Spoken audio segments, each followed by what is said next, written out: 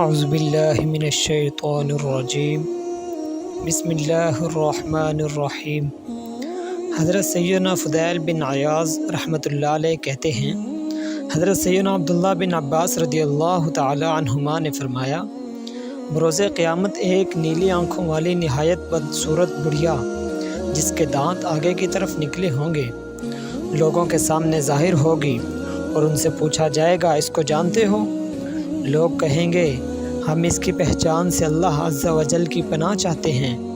کہا جائے گا، یہ وہی دنیا ہے جس پر تم فخر کیا کرتے تھے، اسی کی وجہ سے قطع رحمی کرتے یعنی رشتہ داریاں کاٹتے تھے، اسی کے سبب ایک دوسرے سے حسد اور دشمنی کرتے تھے۔ پھر اس کو جہنم میں ڈالا جائے گا تو پکارے گی، اے میرے پروردگار، میری پیروی کرنے والے اور میری جماعت کہاں ہے؟